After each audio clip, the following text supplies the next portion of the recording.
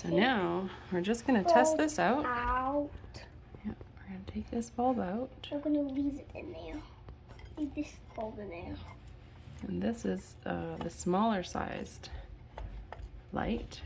This one is from Ikea with the little, I think it's an E12 socket. E12 socket. And we're gonna try this new Luminus LED. This will go in here.